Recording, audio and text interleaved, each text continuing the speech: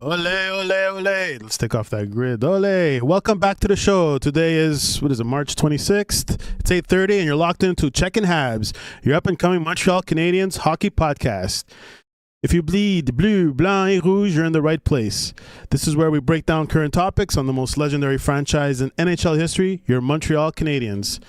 We're talking game recaps, player performances, trade rumors, prospect updates, lineup updates, and everything happening around the league that impacts the Habs. We stream live every Thursday at 8:30, so make sure you subscribe, follow, and turn on notifications so you never miss a drop. In the owner's box, we got yours truly, Mr. Brian, and let's go around. Let's see who's the starting line. We got Steve. What's up, everybody? And next we got Pat. What's up? And Tony. What's up, everybody? All right, guys. Habs Nation, let's check in with the Habs. All right. 1-1 currently.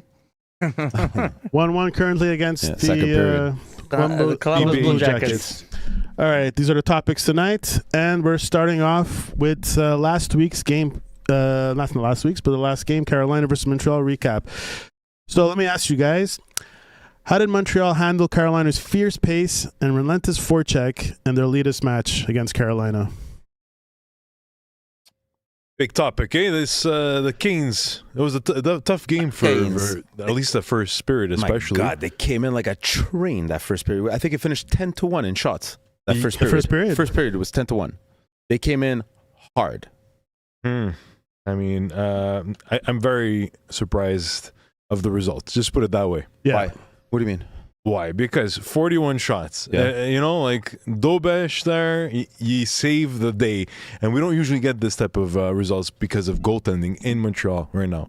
Especially since Monty got, out of sync with his brain and stuff. And now we're starting to see that Dobesh and Fowler are picking up the pieces here.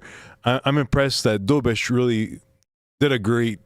The narrative in the beginning of the period didn't really justify what everybody was thinking, because they said Montreal was flat-footed. Yes, they were flat-footed, but they started off the period right away on a power play, on a penalty, and you're going up against a team like the Hurricanes, who are they play a heavy forecheck. Like, they're a heavy forechecking team. They do a lot of shots.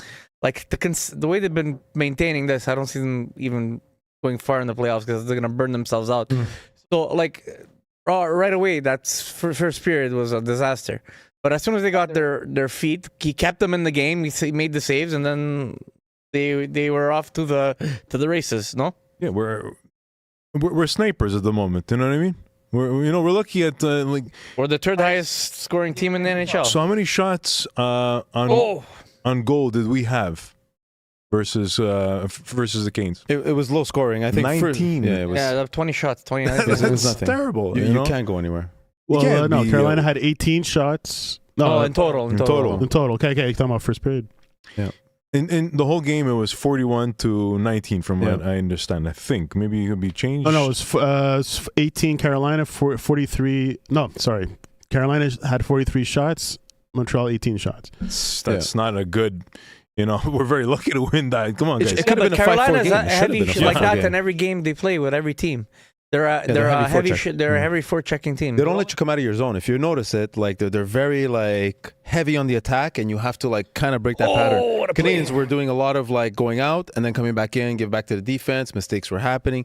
They were never breaking that zone, breaking that injury. I find Carolina, they're extremely strong on that. Yeah. You cross that blue line, you're going north. They're heavy, and they're not just one guy's on you.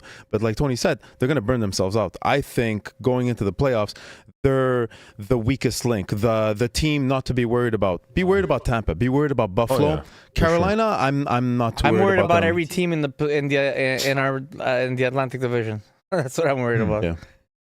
They're so competitive. Compared to the Pacific, yeah. If Montreal would have been in the Metropolitan Division, we would have been easy peasy for us. Yeah. But do you guys have any from that game? Are you worried from our defense? Are you still thinking about our defense? Is it Absolutely. Is she an issue right now? Well, if you bring up the lineup, Brad, can you bring up the lineup of the Carolina game? So they fixed. If you look, they fixed the issues with Gouli. He's back on the left, and he's playing with Carey, right? So Madison's back with Dobson. I like that combination, even though everybody likes Hudson and Dobson.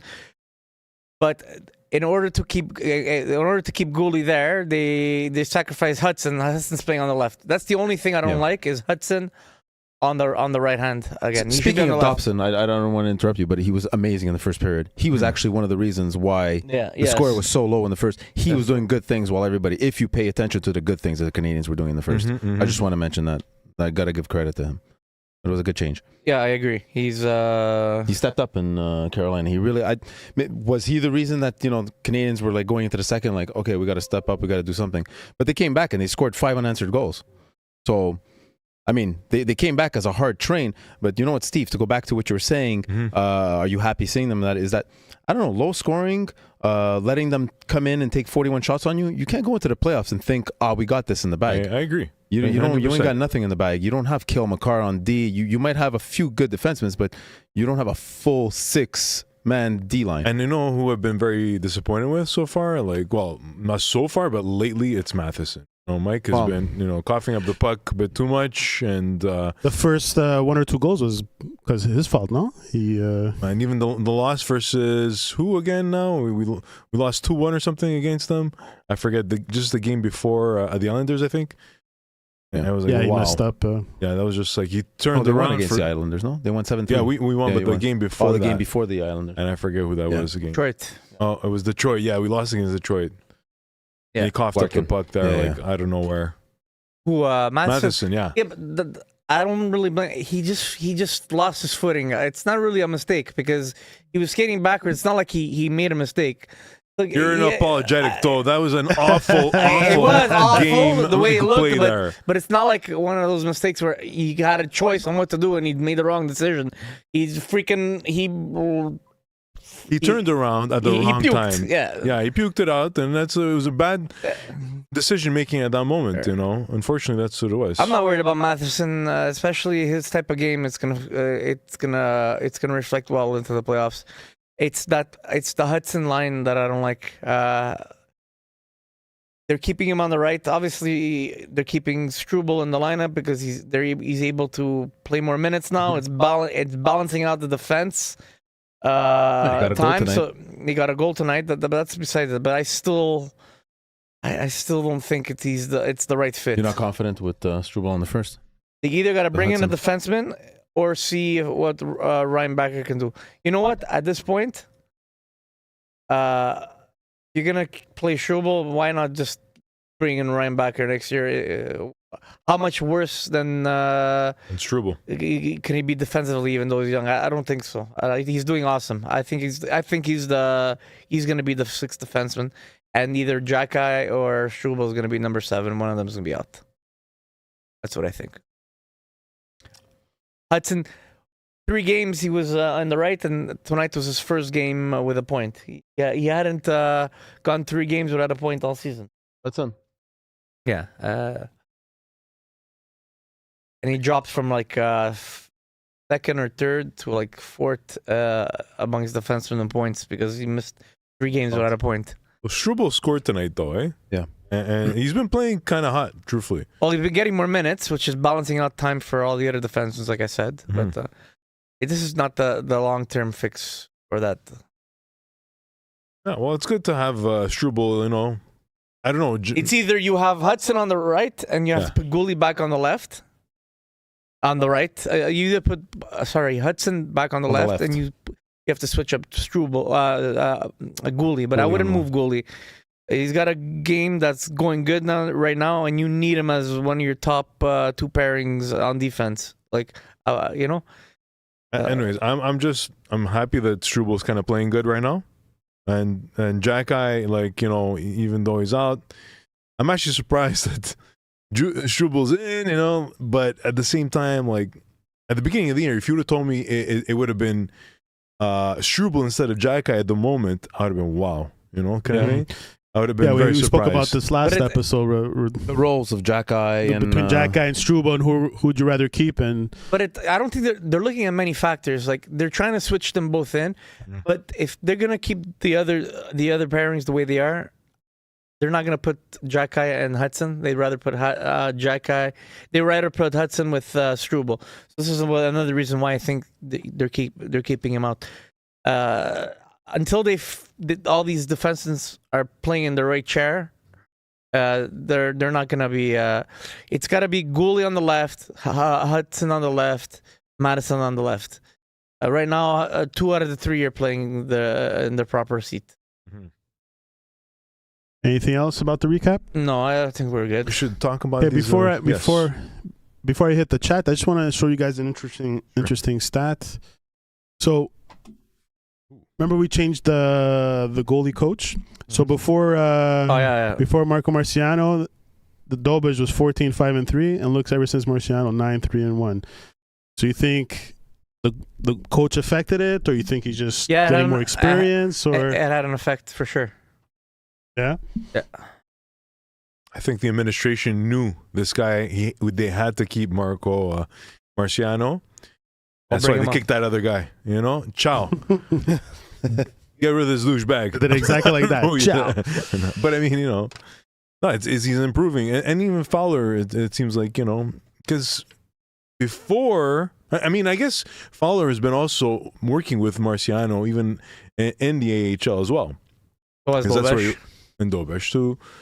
So they have more confidence with this guy than who was it before again? Eric. It's Eric Raymond. Eric Raymond. Eric Raymond. Yeah. So, all right, so I just want to hit the chat, guys. So we got, I don't know if they're still on, but we got some hellos. Got some We got Brazilians. some Brazil. Man, you guys like hockey in Brazil? Let's see, Jason Brophy. I hope all is well. Guys, Avalanche takes it this year, if not Buffalo. Okay. Mm-hmm. He has a question. Does Matthew stay in Toronto? Okay, a little side quest over here. What do you guys think? No. Fast, quickly. No. I say no.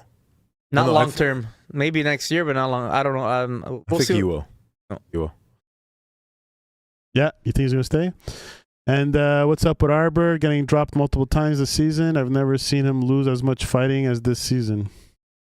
He hasn't been fighting much, but the reason why he's out is exactly what I explained before. Has to do with a lot of aspects, right? But I think dropped means that he's Dropped? Not really. He hasn't been dropped. He hasn't had many fights. He's also going to games not wanting to make a mistake. He's tippy-toeing, not wanting to get penalties. So once he gets that mindset away and he goes back to the way he played before, man, he's a force to be reckoned with.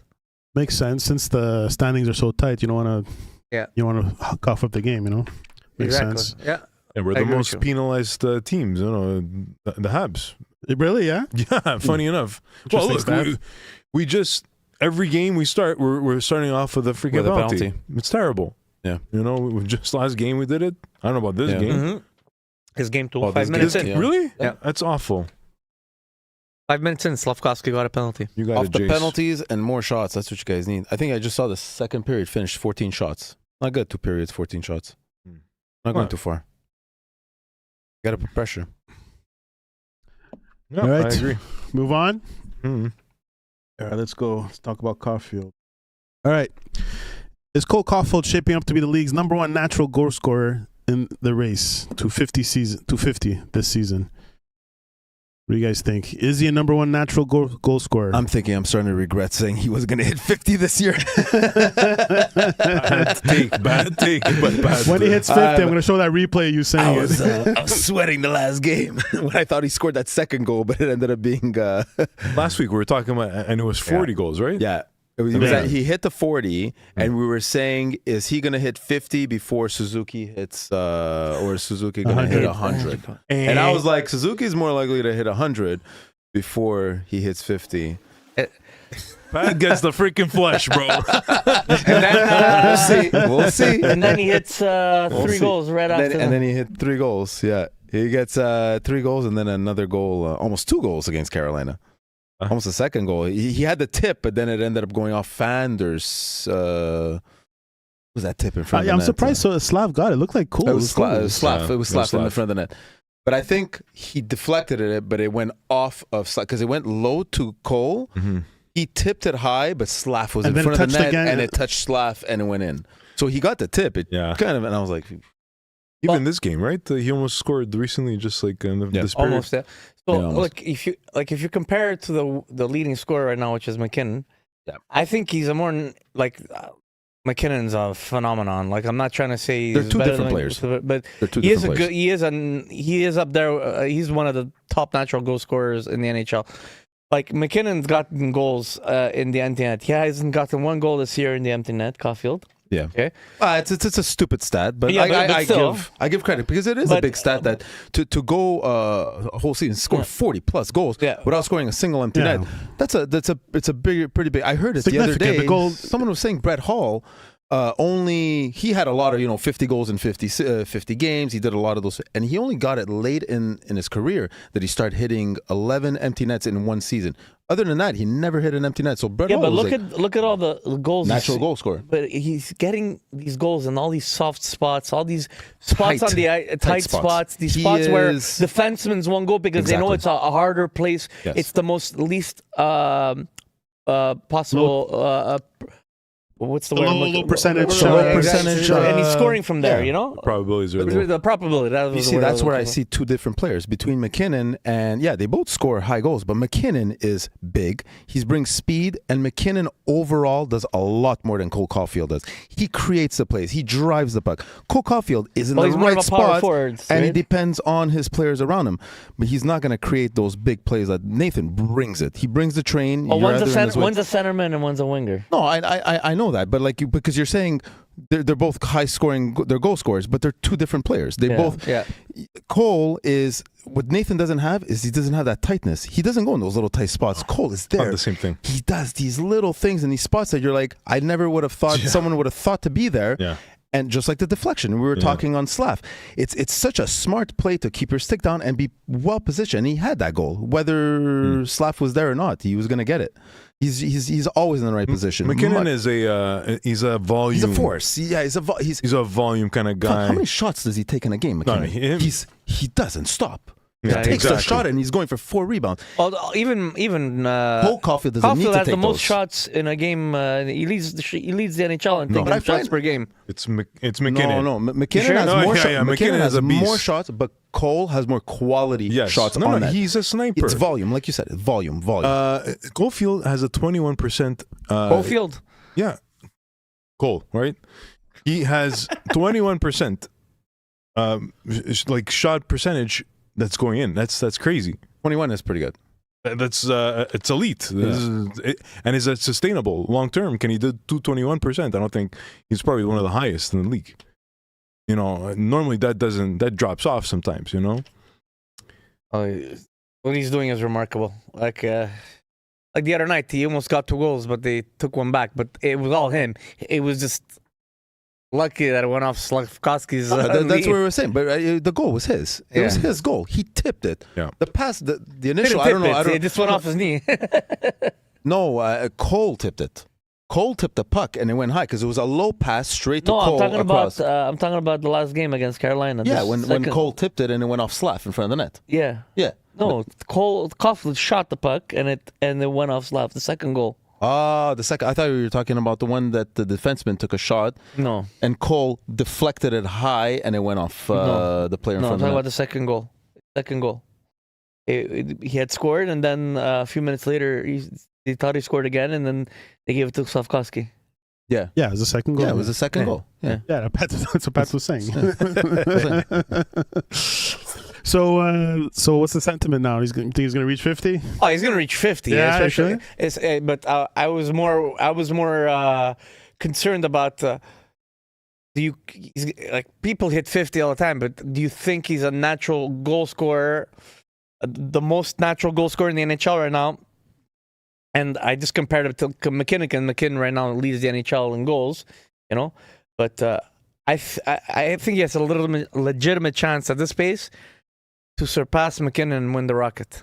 Well, since January he has more goals scored than Anyone in the McKinnon, league? Yeah. than anyone in the league. Yes. He is the number one goal scorer since January. Since January 2nd, when they announced the U.S. national That's right. Olympic team. Ironically, when they announced it, and who's your number one goal scorer? Go Caulfield. Yeah. Well, But, let's be hey, happy. Well, They we still still won. lost. They but, still won the fucking gold medal. Though, so I don't but think imagine they Cole needed it. Caulfield scored that goal. We'd be like, I'd probably be happier than fucking Hughes, no?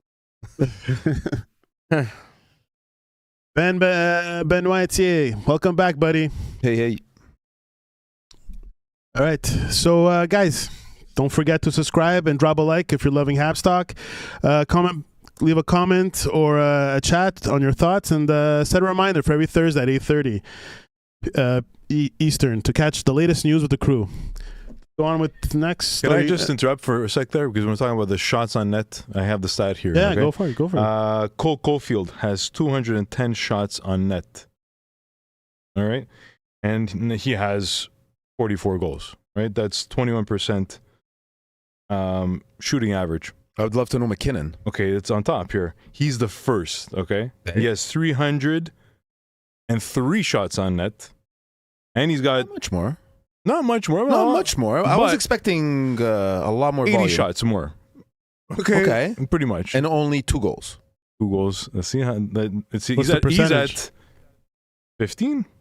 And only So 2 his finishing rate is better. Yes. Caulfield. Yeah, he's at 15%. It's a big difference. Yeah, it is. Yeah. 5% more. Like, hey. So does that drop off? He I don't know. Is Well, he he's the taking most? advantage of those low-scoring spots on the ice. Guys, sorry to interrupt there, but out of 25 players, he has the highest percentage right now. Caulfield, the best 25. So that usually drops off. Let's be honest with each other here, guys.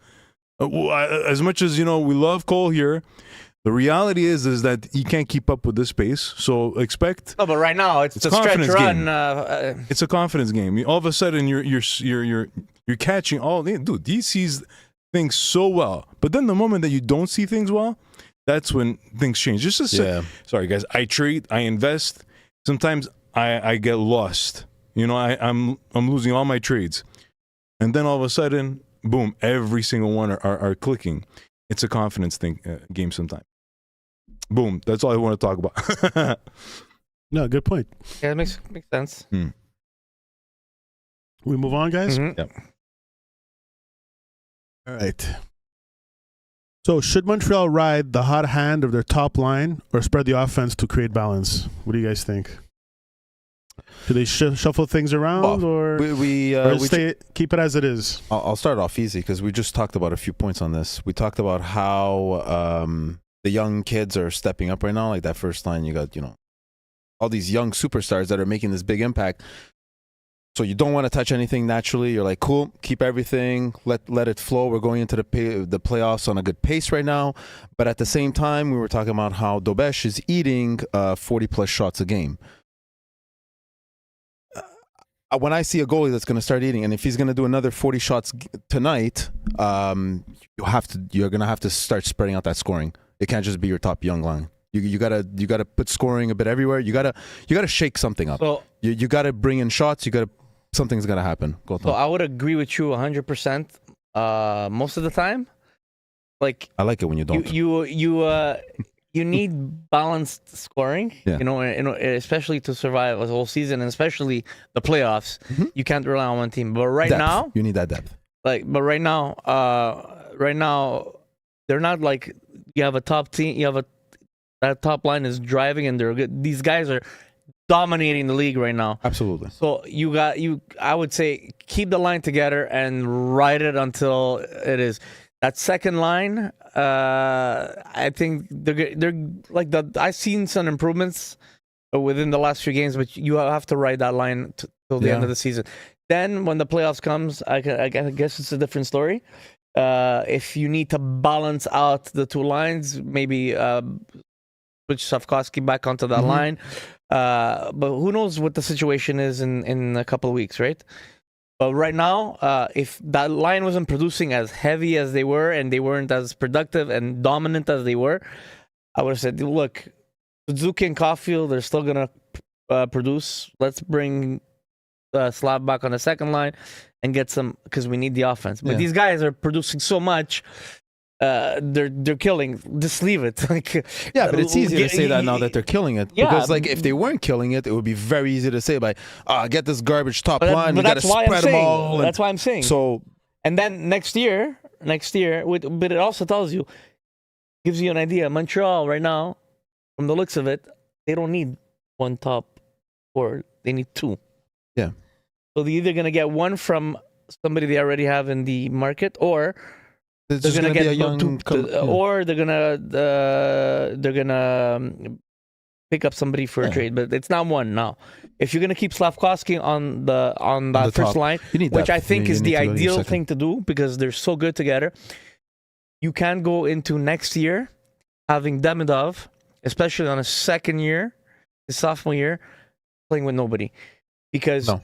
Kapanen and Newhook on a third pairing, on a third line, would be so good. Yeah. If you had, it would agree. would be so good. Then you'd have really three good That's lines. depth. That's depth. That's yes. a third line with hook. I love that. I Exactly. totally agree with Exactly. you, Tony. Repeat that. Tom. That's scary. Who would you want? Realistically, now the emergence of bringing Slav back onto that first line Yeah. made us realize we didn't need one more piece up Yeah, front. yeah, yeah. We need two. Mm-hmm. Because you have Demidov on that second line, but he's playing with Kapanen and Newhook. Yeah. So if you'd have the Kapanen and Newhook on the third pair, on the third line, Oh yeah. they would be phenomenal third line players. I agree. Kapanen is not a center. He would be a great winger or a great third line center. Yeah. But he's not fit to be second line, which tells me next year Montreal either has to have somebody come in that can do the role that's already in their organization, like Hage, and bring in someone else, so you can keep Slavkovsky on that second line, on that first line.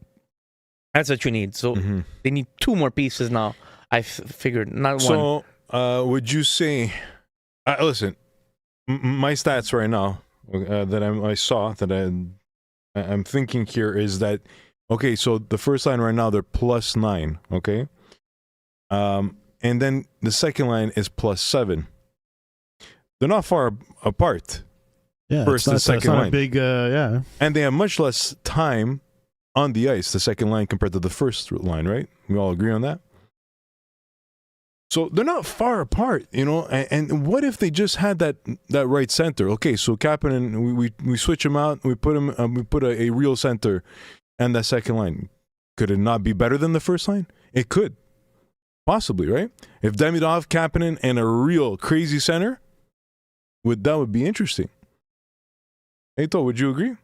Sorry, can you repeat that? That would be your second big player that Tony was saying. I'm sorry. So if you had Kapanen, Demidov, and a real center, it could beat the first line that we have right now. No, right now, ideally, you don't want Kapanen and Newhook on that second line anymore. You want to have them down. Yeah, Because eventually, bring that depth. Eventually, Dano, Anderson, and Gallagher are all going to be out after next year. Yeah. So you want to make sure you get all these players in place so that those guys can replace the third line, and you have somebody that can really play with Demidov, and you can really make some plays. Like, he's been producing, but Guys, imagine look. what? Not included. Without empty nets, 44, 42, 39. Sorry, just those. Oh, While I was okay. on screen, I want to show you. So if Demidov would have played with Suzuki and Caulfield all year, I think his productions would have been a lot higher, Of course. because of the talent he has. Talent and But time-wise. look at the way he played that shift in the second period against Carolina the other night. He was undressing the freaking defenseman back and forth, off the boards. Like, But he's he does amazing. that all the time. He's I got know that, hands. but I know that, but that's at his Demidov age, for so you. like, and he hasn't even reached his peak. So He's yes, you can bring Slavkovsky down, but but him staying on that line and producing the way they are, it answers a lot of questions for Montreal this last couple of weeks. They're so dominant that we have no choice but to make sure we bring two pieces, solidify that second line. That's what I think. For the rest of the season, though, do you think, let's say, that they should switch it up? Like, No. For the rest of the season, Slavkovsky's staying on that line. Are you not worried, though? Like, No. I will ask you this question because don't you think the teams, once it's playoff time, they're going to say, perfect. This is exactly what we wanted. But this is what I'm saying. Playoff is a different story. Yeah, but Get to the playoffs first. Right now, that top line, they don't need it because they're a high-scoring team. They have to concentrate on scoring and maintaining a good defensive structure and being able to close out games. That's their number one priority. They can do that. They're gonna make the playoffs. Going into tonight's game, Steve, they're 92% a chance that they're gonna make the playoffs. 92%. yeah. If they win tonight, I'm pretty sure they're gonna be okay. Nothing's set in stone, but versus Columbus is an important game, obviously. yeah, because it's another team that's chasing. They're right up the heels, man. Yeah. These guys. They need at least a point tonight. Since Rick Bonus, remember I was like Rick Bonus. Hey, Yeah. Rick Bonus, he freaking shakes it up, and it gives him a little pop, type of thing. Anyways, So that's why I think they should. That line should stay intact. Logically, long term, balance scoring is the best thing. But right now, you have no choice to keep that line together. They're too strong. That's my opinion. And let's not forget about Zarowski coming up, right? Oh, that's gonna be a little bit longer than because he has to worry about a contract. He's under contract in the KHL. Yes, but just some news that he finished second, tied with Kaprizov this season. Yeah. No, I know all that. Like, You know that if Montreal was able to bring him over, they'd bring him over today, but it's not going to happen because he's under contract and they won't release him. This is a little bit more complicated than the Demidov situation.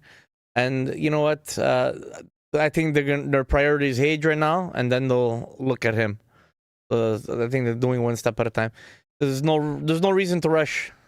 I think towards the end of next year, they're gonna decide what to do with him. Who knows?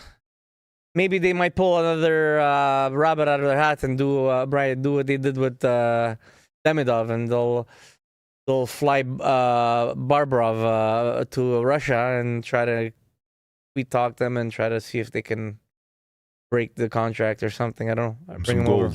I don't know. There was some drama, no?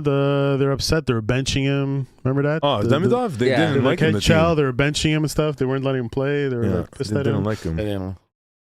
Well, they're upset that he that he was going to leave. Obviously. Yeah.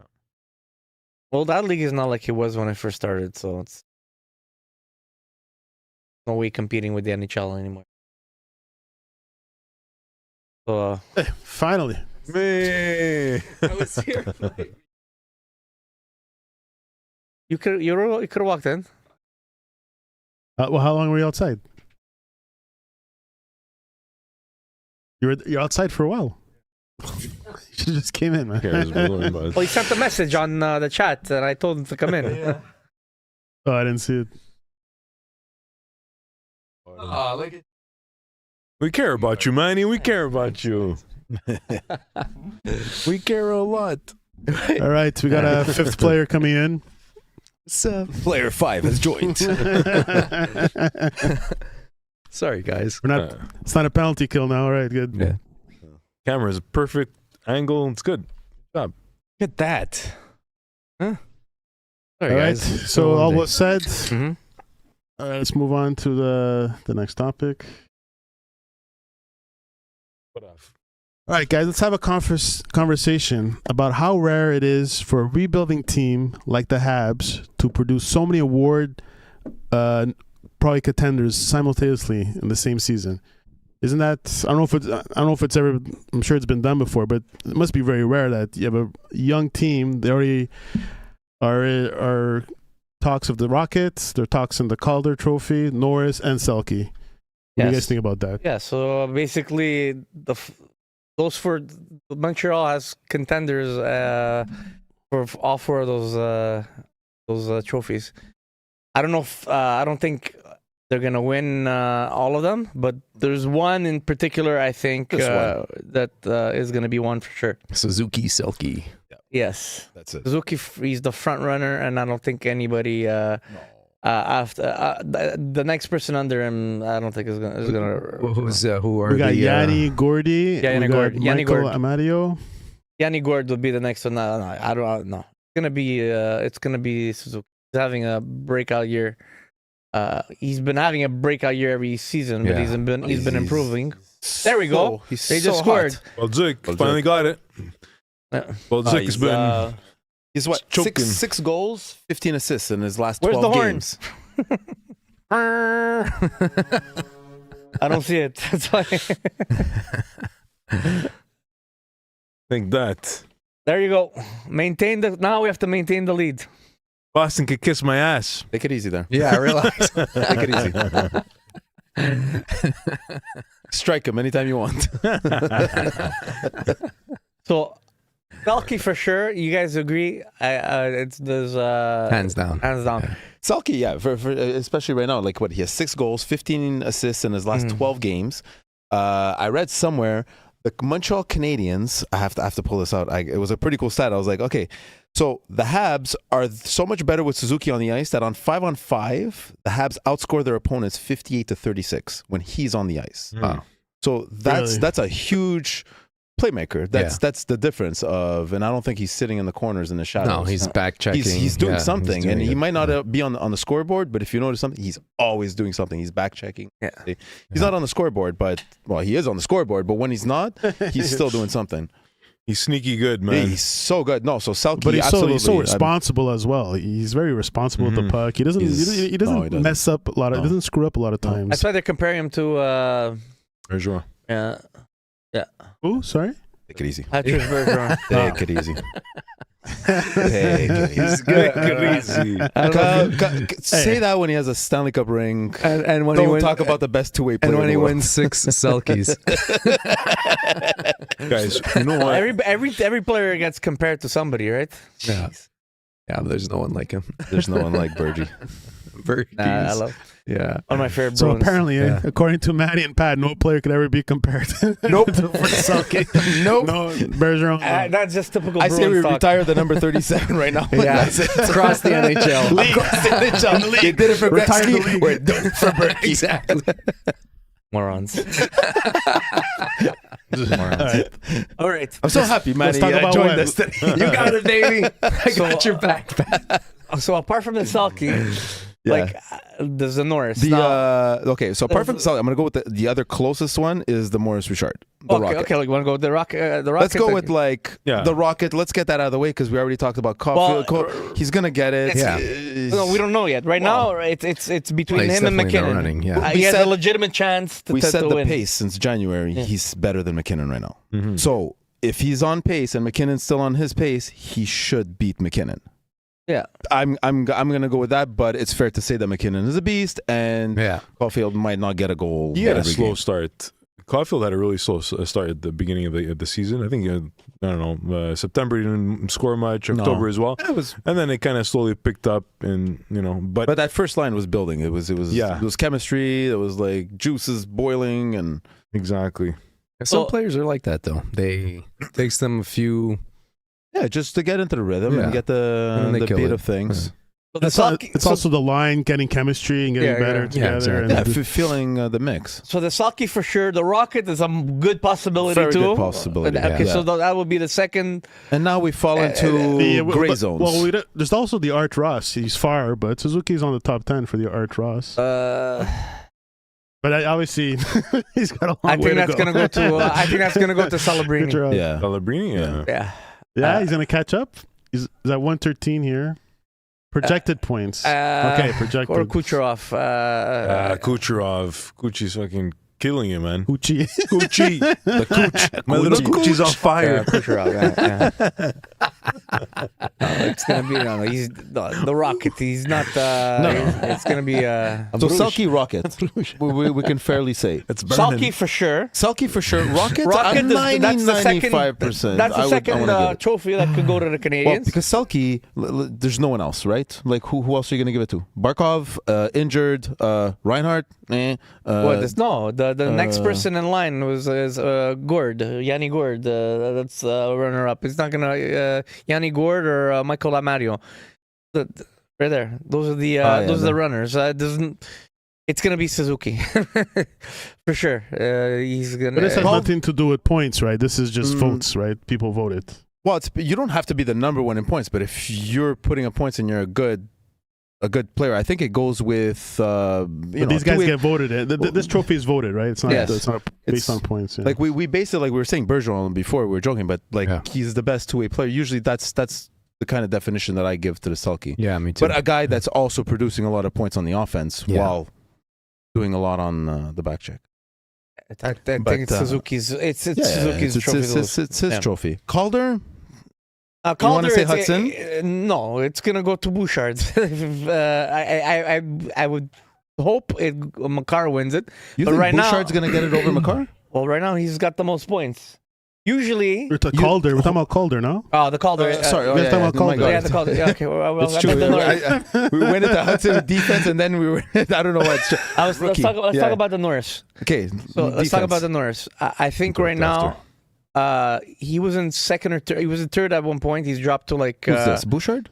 No, Hudson. Yeah. Right now it's Bouchard with the most points. But Makar is. I think Makar should win. The Norris always goes. They always take into consideration the most points, and I don't like that. I always thought it was it should be the player who has the biggest effect on his team. It should be, but this is why I think there's been a lot of talk of splitting it into two types of the Norris and bringing in another like an offensive defenseman, like a Selke, but the opposite. So keep the Norris maybe. as a defensive word, and bring in like a lot of people made, like even Pierre Maguire said, bring in the Bobby Orr trophy as the most offensive Subban trophy. No, Bobby Orr. I would call it the Bobby Orr as the offensive, because. Remember when what's his name used to play for Ottawa? Carlson. Yeah. Fucking the most horrible defensive player in the NHL, and he won the Norris because of all the points he put. It's ridiculous.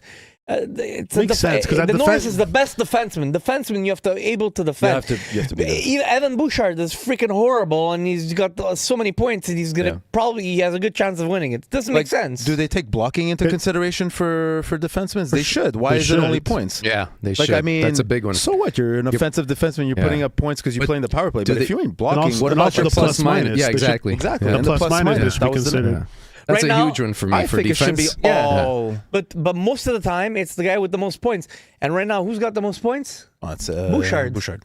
But who I don't think should get it. I don't think he should get it either. That's I don't even know why we're talking about. But my opinion, I think it should be Makar. No, it should be Makar. Absolutely. It's Makar, and even before Bouchard, then I would give it to Hudson. So, guys, you want to hear what Paulie Market says? Yeah. Paulie Market, NHL Calder Memorial Trophy winners is between Schaefer and Damidov. Yeah. And Schaefer has 97% of the votes so far. Yeah, but right now we're talking about the Norris. Let's talk about Norris, and then when we can talk about Calder. Okay, I don't know. I'll just give you all the stats of all of them. What's this?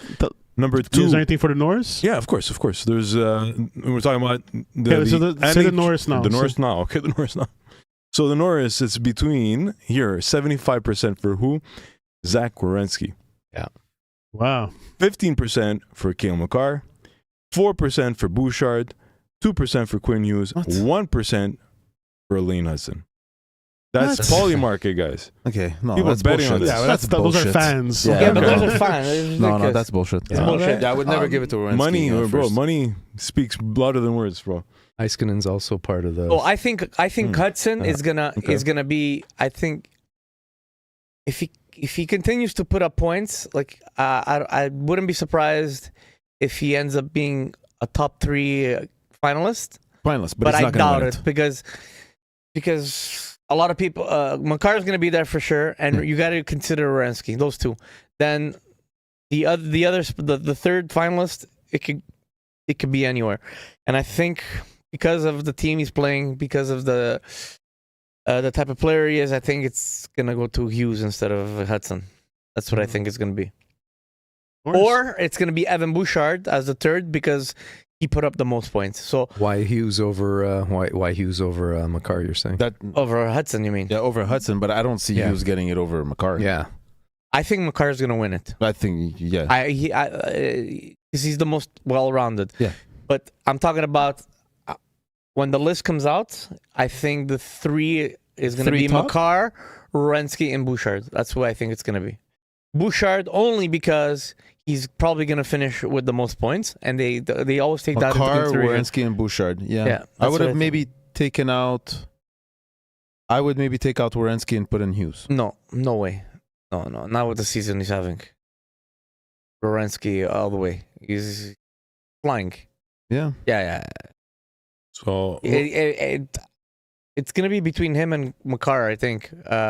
Okay. I wouldn't be surprised if Bouchard, but because of all the points. But that's why I hate that's this it's story. a Bouchard. Just It's repeating just each other points. over and over. So I took some snapshots of this, and we'll revisit afterwards. Okay, how bad it was All right. from Polymarket. Sounds good. All right. You want to guys finish off with the Calder? Yeah, so the Calder, that's go on. I think the That's one an that's easy the one. least It's an easy one. attainable. It's Schaefer is long gone. He likes Suzuki. He's the front runner, and he's ran away with it. What he's done in Long Island is He's a team. absolutely remarkable. And as much as Demidov is tied Percent- with... Percentage are not even close. Well, these No. are just 96% chance he's going to win. The next one is 69%. Yeah. Yeah, so- and even though Demidov and Seneca have top points, it's going to be Matthew Schaefer, for sure. Absolutely. What does Polymarket say? Oh, you already said. You said Yeah, Schaefer. Schaefer. It's Dobesh definitely is up Schaefer. there. It's going to be Schaefer. Yeah. The Heart. All Lane right. Hudson's there for the Heart, too. The Heart. 99.9% chance. Oh. That's not bad. Lane Hudson. But by the way, what we're looking at is from The Athletic. Yeah. So this is I Cooch is still there. I think Cooch is gonna. Cooch. So Cooch. I think the Cooch. Hart Trophy, I think it's going to be McKinnon. You think McKinnon over Kucherov? Because Kucherov, I think, is going to win the Art Ross for the most gonna go for the Hart. most points, and most valuable player, I think, is going to go to the to McKinnon. Not going to go to McDavid. The No. Oilers doing the way it's going to go to Kucherov, to McKinnon. Yeah, he is the most valuable player. I Polymarket don't know, says yeah. it's Kucherov, guys. Yeah, Cooch. we'll see. It's a tight race between for this one. This one's a tough one. Lindy Ruff, Coach of the Year. Interesting. Coach of the Year. What about Martin St. Louis, man? You think he's going to be, or even Ken Hughes? What do you guys think about Ken Hughes being the GM of the year? Is there talk about that? No, but I could see Yeah. Martin sure. St. Louis being a finalist Yeah, I for could Jack see- Adams. It's crazy. Polymarket has not even on the list. But who cares about Polymarket? It's fans voting. Most of Yeah. those people don't even know what the hell they're It's talking crypto about. morons fucking doing bets. John Cooper is So- the heavy favorite. Yeah. Lindy Ruff as well. Yeah. But John Cooper and Lindy Ruff are the two heavy favorites. Yeah. So real deal primer. You might be right. Are you a Buffalo Sabres fan? I I guess. wouldn't give it to Lindy Ruff. I would give it to John Cooper. Lindy Ruff's been around, huh? He's been everywhere, this guy. What teams has he coached for? I think he started in Buffalo. Is it? I think at one point I remember him being in Buffalo, I think. I could be wrong. Any last words about trophies? All right. Let's not get ahead of ourselves about stupid awards, guys. We need the cup in Montreal That's the only And award we that don't matters. Who cares about the rest? Usually, if you're gonna bring the cup to Montreal, a good sign is your guys are getting trophies like this. I agree too. You That's guys are- true. you You're guys like in are every up there. category. Your team's Either in your every coach is category, up there, or This is a good someone's sign, always right? up there. Like Someone's- it's yeah. been a while Yeah, no, where no, you got but- guys but that's what I'm contending saying. like this on the top of the league, right? if you have guys winning awards, then you have greater chances of winning the cup. I think usually Stanley Cup teams, you usually see their players winning these awards, especially coach.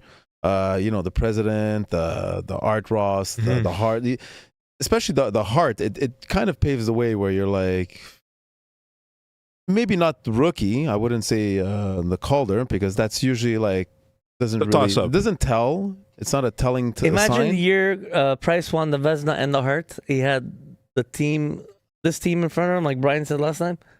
Oh, we're gonna That year was nuts. Stop talking about it. We get all depressed. Though. Yeah. It's I know. depression. Fuck. Anyways, Yeah. All right, let's move on. All right.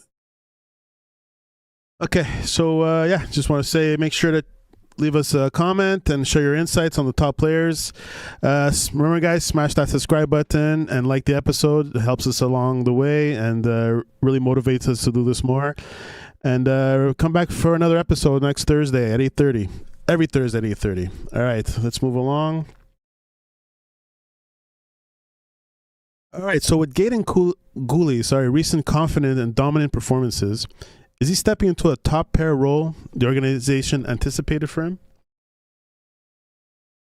Mm-hmm. What do you guys well, think? again, he had a rough season. Like he looked like he started off strong, and then he got hurt.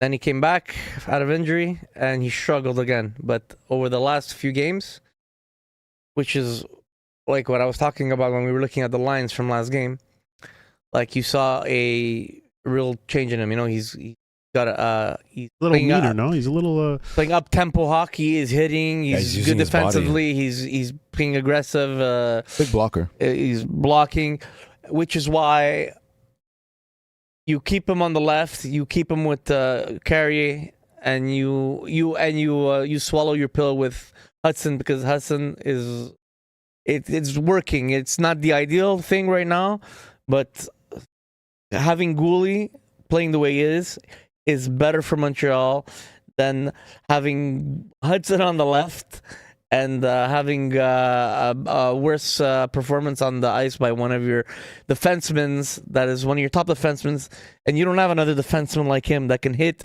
that can play rough, that can hit the take the body. You need him to be on his game, because it makes a total difference in the outcomes of the game. And then when he's playing good, he also produces offensively too, So I think if he continues like this, it's the way to go. I've got a stat here. He drives 56% of the expected goals when paired with Alex Carrier. Interesting.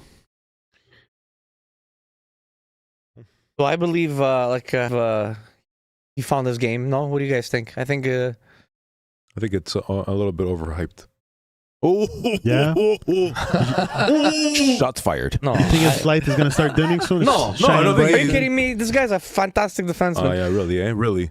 Let's go. You're even talking about trading him as a package man. for somebody. It's not a defenseman you trade, man. You keep him. Okay, so here's the stats that I rang up here. He's got 2 goals. You did your homework. Yeah, we did a little bit. It's good, eh? The Poly Market. Thank you to Gemini for this one. 2 goals and 10 points so far in the season, right? Well, yes, he's been injured a lot of the season, but Most of the season. like usual. Come on, let's be honest with each other here, right? 87-mile-an-hour shot. That's there's so many more defensemen in the NHL that have a stronger shot than that. Okay, but we're talking about our team. No, Yeah, okay. So he's not a first line. He's not meant to be a first pairing. That's what I believe. He's definitely a good second line. Let's say the third, defenseman. I'd say. What else? Yeah, if for speed wise, he's not a strong skater either. He's not a very strong skater. He's not very fast. Yes, he's physical. Good that you get it. Good for you, man. But as for the real statistics, I don't think he's there yet. He's He getting could there. improve. Yeah, he can improve, of course. He's Don't only get me 20 wrong. Yeah, He's but is he going to be a number one kind of guy? I don't know. No, I never never thought said he gonna was be number one. But he's supposed to be your top, one of your top pairing defensemen. Your He's first the two first pairs line. for sure. He's Huh? first line defenseman. He's top He's one of your top two pairs. Yeah. But he's not playing with Hudson. That's it. He's playing with. They Well, can't play with Hudson. They play the same side, right? They play to the left. And I wouldn't play him with Hudson because then everyone else are going to be. Yeah. You Because gotta if you play- set Hudson, if you turn him over, everybody else is off. You're trying to balance your stronger defenseman with somebody that's less. You know, so Carrier works. You have Hudson with people want Hudson with Dobson, but then it messes up all the other guys. So keep Madison and Dobson together. They work well together too. And you have it's just a Struble. It's just a Struble Hudson. I can't swallow that pairing. I just can't. Why? Because first of all, because I don't like Hudson on the right. I like him on the left. He's so much more productive on the left, and he makes such a more of a difference on the left. So, So but should whatever. Struble be put with Gooley and No. No, because that's where the problem is. Oh. Because they're both left. Then Gooley has to play the right.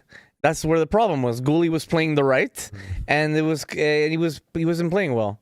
Okay. You understand? So keep Hudson is better on transition on both. So take that until you bring in someone else, a right-handed defenseman that can balance out your lines, and then you have both Gooley, Hudson, and Matheson, all three playing left, and you have Dobson, Carrier, and whoever else playing the right. Right now, the logical person would be Reinbacher, but I don't know if they're gonna bring him in now, or maybe they'll bring him just before the playoffs as an extra body. But right now, they're going with what they have, right? And then in the offseason, they're gonna see what to do. It's gonna be an interesting offseason. That's all I can tell you. What are you thinking? Well, Montreal, their priority is a top six forward for sure, at least one. Who are they going to give up for that? It depends. Who would you, if you were the GM and you had to pull these trades? Well, the thing is, get somebody who really fits. You have to give up a lot, but I don't know if it's the right time. To give up, maybe get somebody temporarily, because nobody, unless there's nobody on the free agency, and there's nobody that's willing to trade these players that Montreal want, and unless it's an older player, and Montreal doesn't want to stack an old a 34 or 35-year-old on that second line. You need somebody to evolve. So they're gonna try out Michael Hage, and then either if they can make a trade for someone else, like Matthew Nyes, that would work. Yeah. If not, get somebody temporarily, and then I would wait until next summer, the summer after, And get McDavid. McDavid's a possibility because I don't see him staying, or see who else comes up in conversation. By that time, Montreal is their window is gonna be a lot more open than, because right now their window's not that open. They're just more advanced than they should have been, on the rebuild. So. You think McDavid would be like seriously interested in coming to, like, has he? I don't know if he would be interested in coming here, but what my argument is that Montreal, we could pay. We has the We'll have means enough to do pay it him. because of the way they structure everything, which we'll Win a get Stanley Cup this into. year. It might happen. And our next topic, the way they've been signing players, Montreal has but the thing is, you think about what you're giving up. If you decide to go get a player, you're gonna have to give up way more for McDavid. Yeah, a lot. Like at least maybe 2-3 first rounders, a prospect or two, and an NHL roster player. Yeah, you have to. Yeah, but not any NHL roster player. No. It'll have to be like a Suzuki, a Caulfield, If not two of them. a Hudson, a Slavkovsky, something like that. Is Montreal willing to do that? I don't see McDavid telling the Oilers, I'm gonna not continue. I'm not gonna come back with you and go to the free agent market without giving the Oilers an opportunity to get something in return. I don't think he's gonna be a prick that way, even though he's being like they're not doing what they're supposed to do to try and make them win. If by next season, if things don't go, he's gonna ask for a trade, and he's gonna try and get something for the Oilers. But whoever gets him, they're gonna be paying a pretty penny. That's for sure. Dude. Well, So this, Manny, to answer your question, Yeah.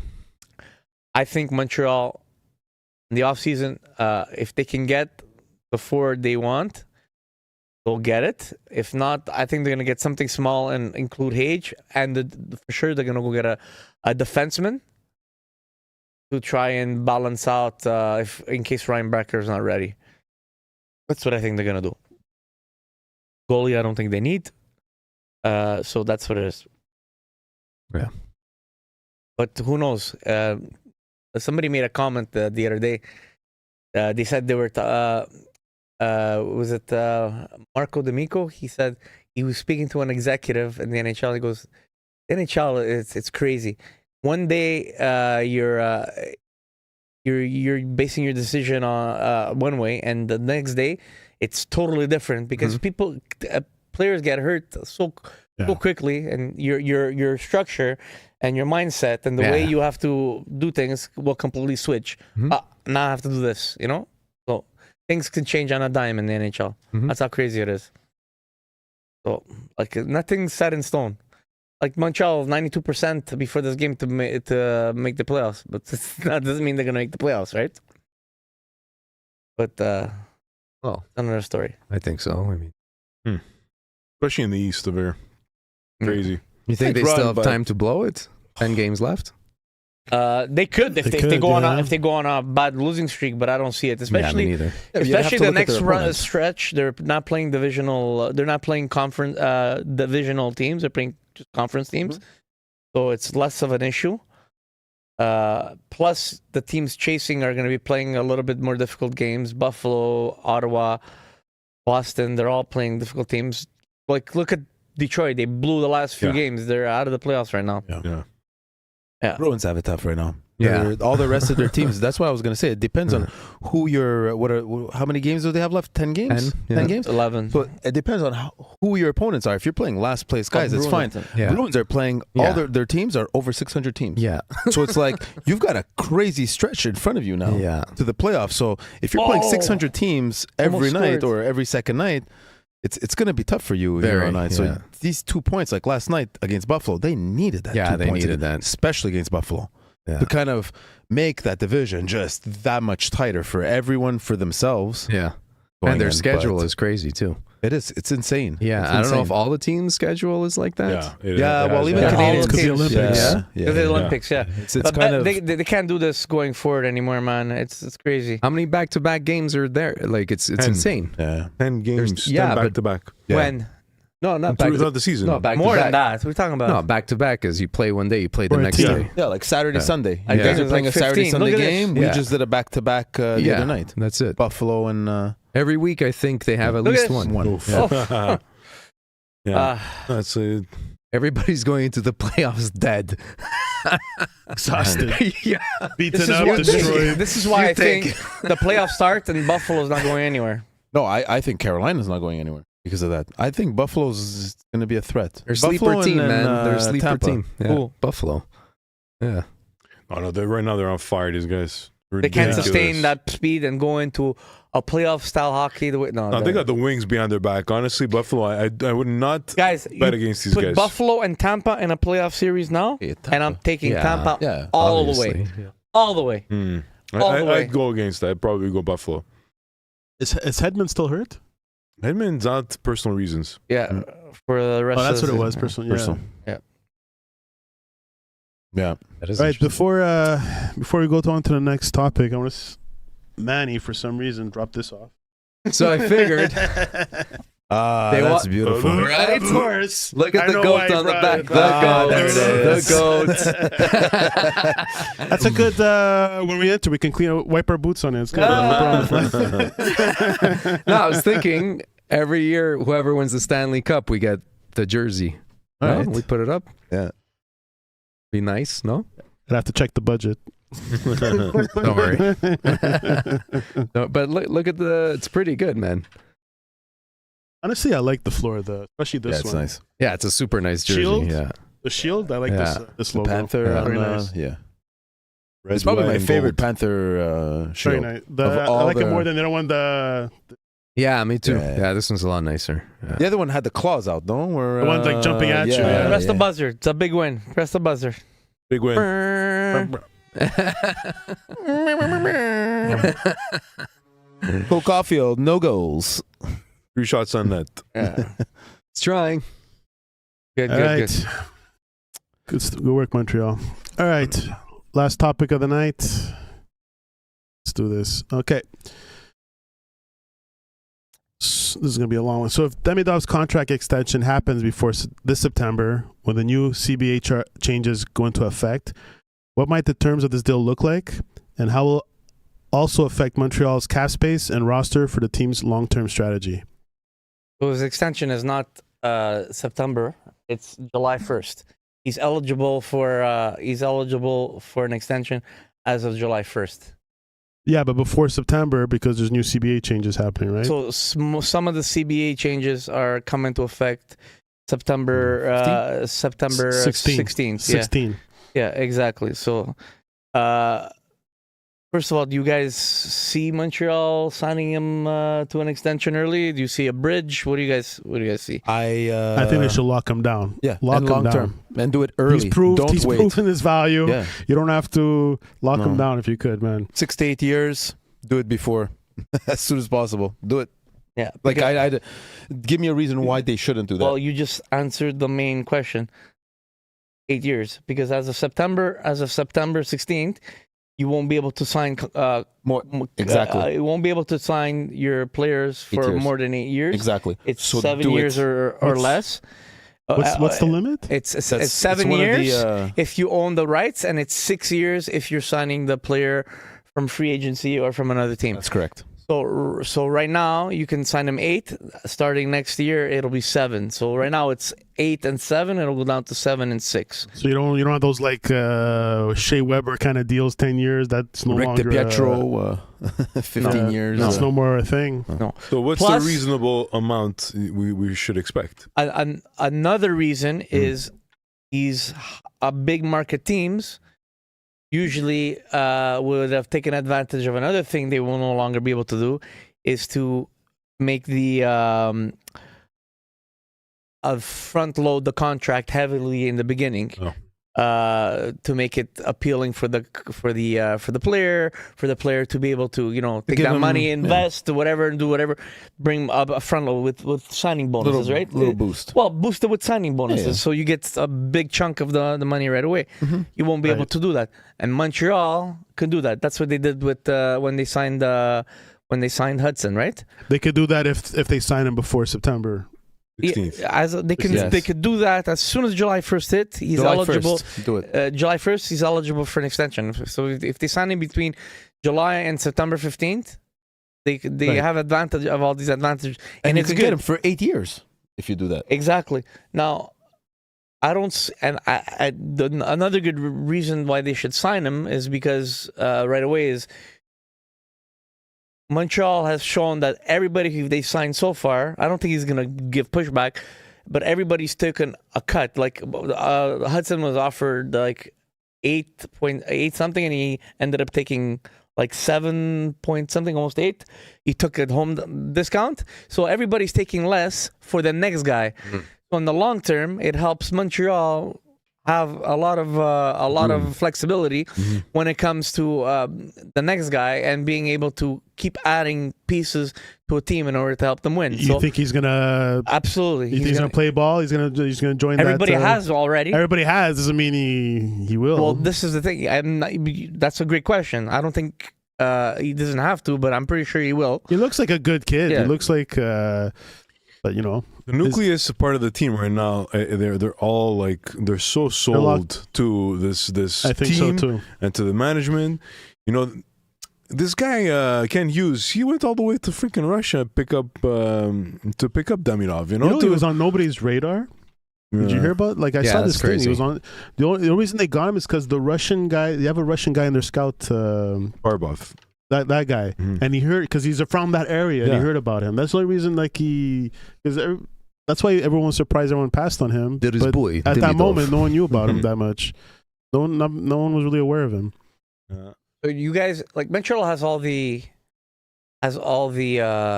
negotiating power because he doesn't even qualify for an offer sheet or for arbitration. So this is another reason why I don't think he's gonna push back. He's gonna give in, and I think Montreal's gonna offer him money. I think he's gonna get an offer a little bit more because of the market, you know. But I see him signing maybe 8.5. maybe 8 million, yeah, $8 million. Honestly, Another it eight. depends who his agent for is.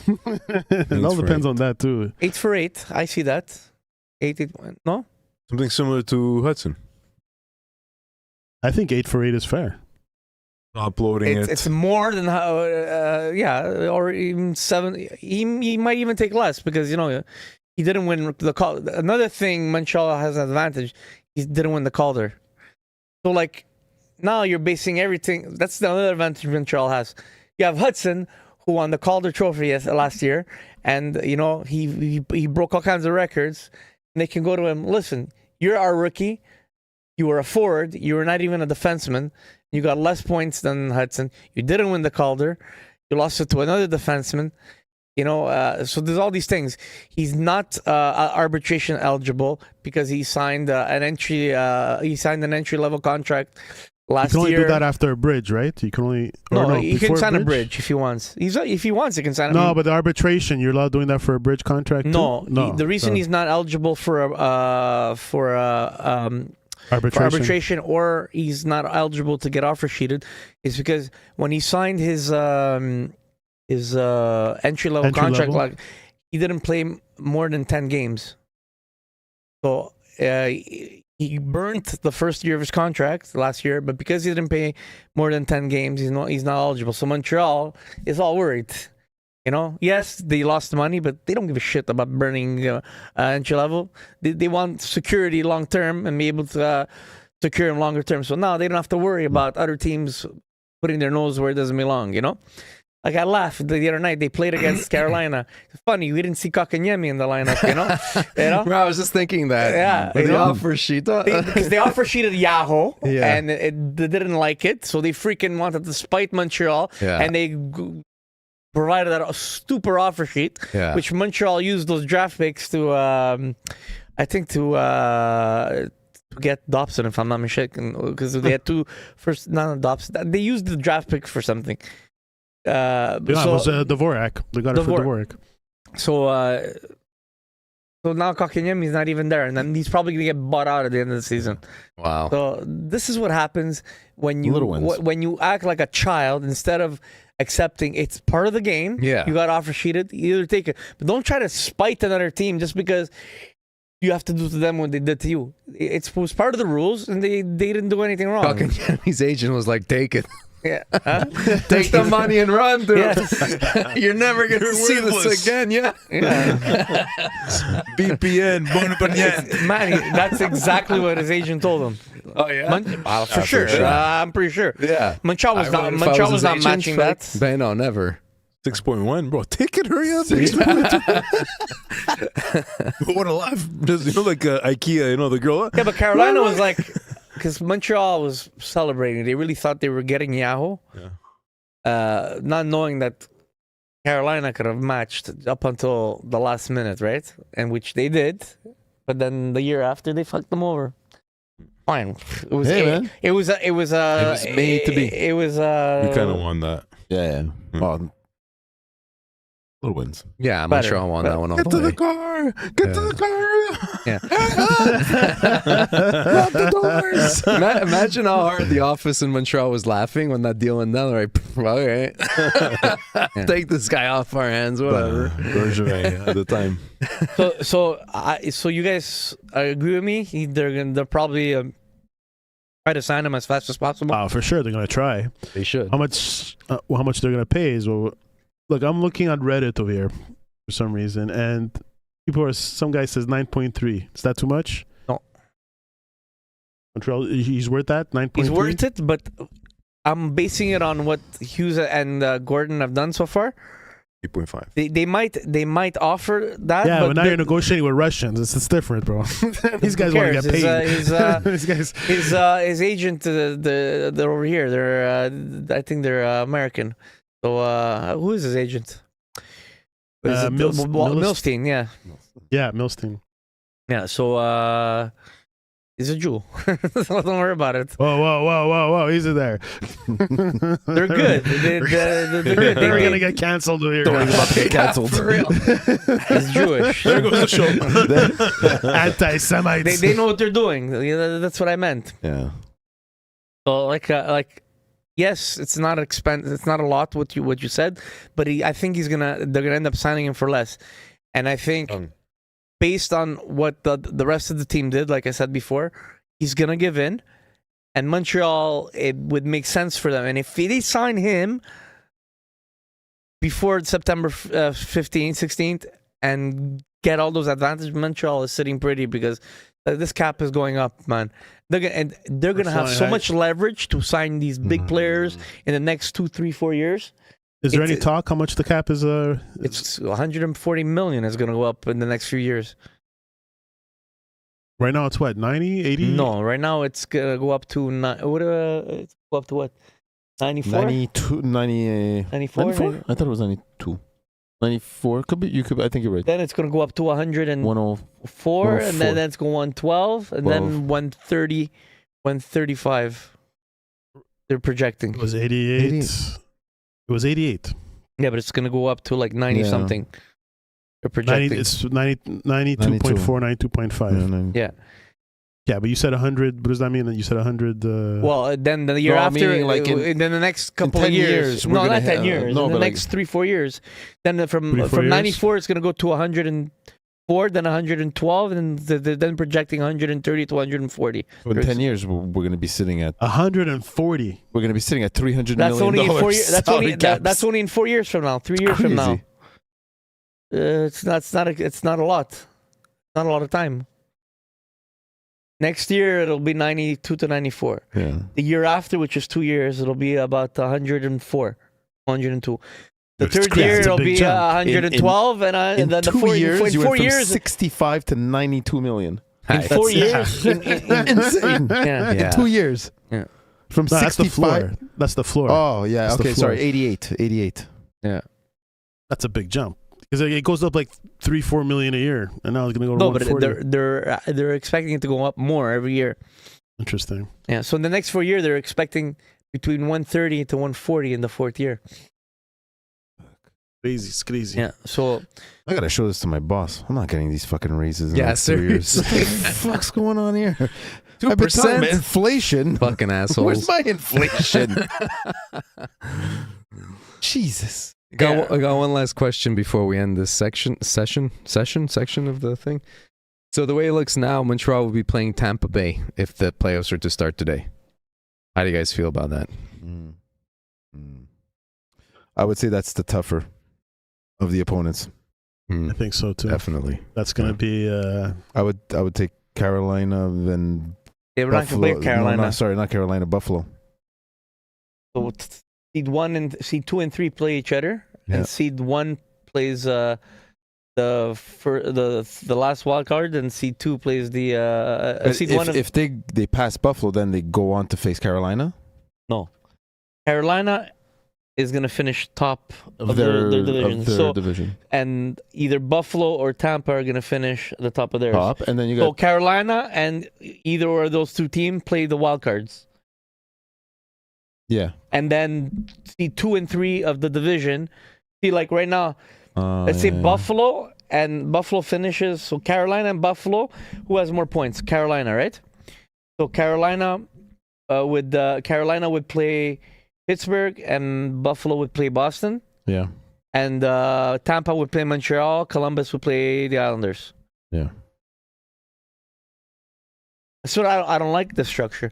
because I cannot after round stand it. 1, you have potential 2 teams that are great being out in the first round. I like the 1 to 8 structure better. Yeah. Wasn't Sidney Crosby, didn't he say the same thing a few years ago? Yeah. Like, this is not a good structure. It's terrible. Yeah. Ray Bork actually this week came out and said that this is a garbage structure. Yeah. I have this week. I have a No question way. for you guys. Since we were talking about the Demidov extension, Yeah. it brings up the conversation of Michael Hage.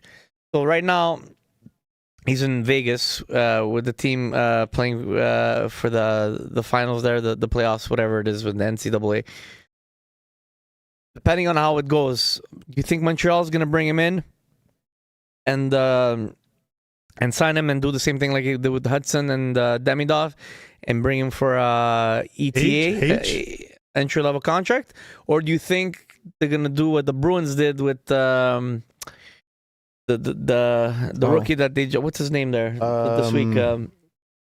The guy they picked up this week. They didn't pick him up. They drafted him. James Higgins. Yeah, James Higgins. No, Jim, not been- and they Picked him gave him a The ATO. the ATO, which is a amateur tryout, Tryout. or a PTO, which is a professional Yeah. tryout. Yeah.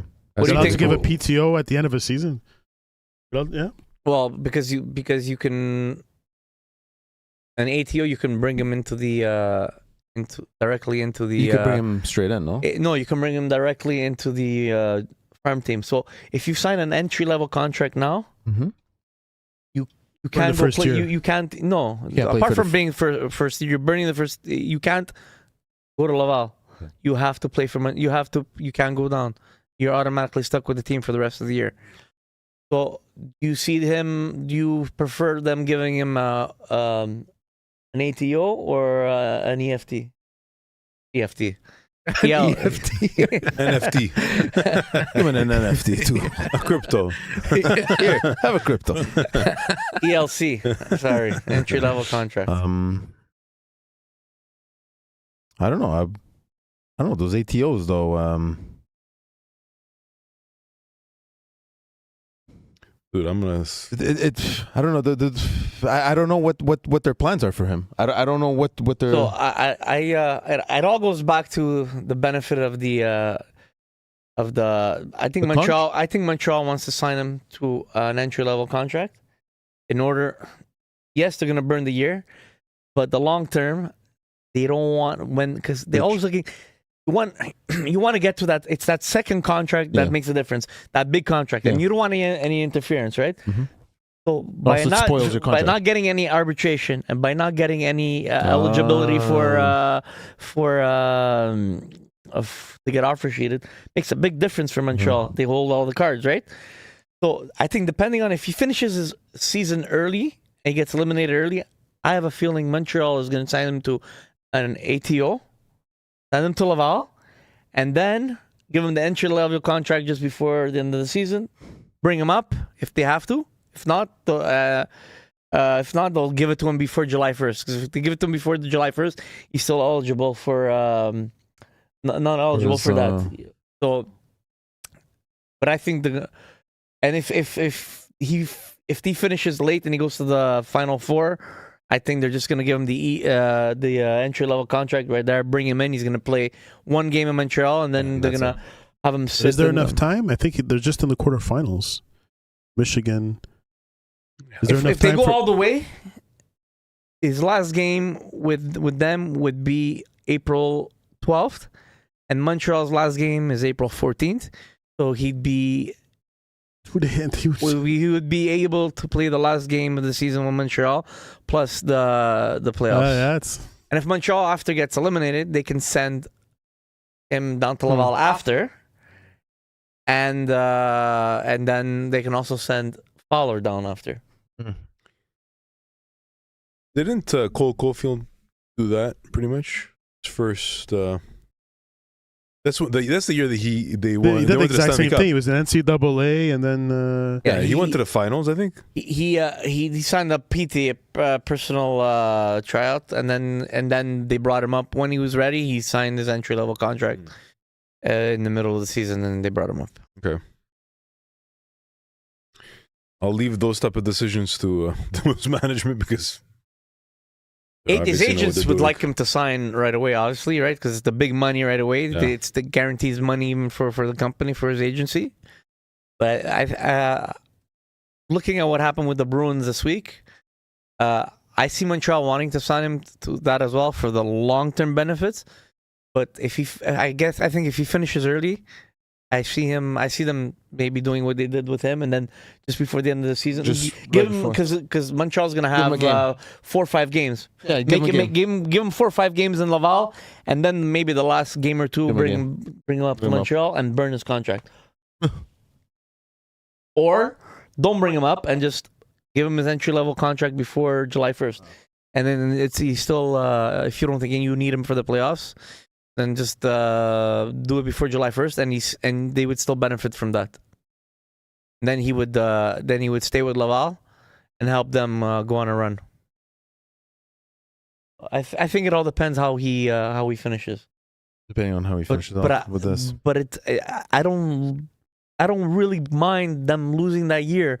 Who gives a shit? It's minimal money. Montreal sits. It's the second. If Yeah, there's such a big market team, they can afford to lose a year because if they have to, once they negotiate with these type of players on their first official main contract, they don't have to worry about all that bullshit that comes along with it. You know, they have more control in negotiation, right? Like they're doing very good, man. This management team has been so good. They're so structured. I'm so impressed. I think we have to go close out. It's already 10. Yeah. Let's close out the night. All right, guys. Thanks, guys, for tuning in and hanging out with us tonight. We appreciate all your chat messages and energy. It really makes the podcast come alive, and we appreciate it, even though it was a little quiet tonight. Be sure to catch us every Thursday at 8:30 Eastern. And until then, go Habs, go. Night, boys. Good night.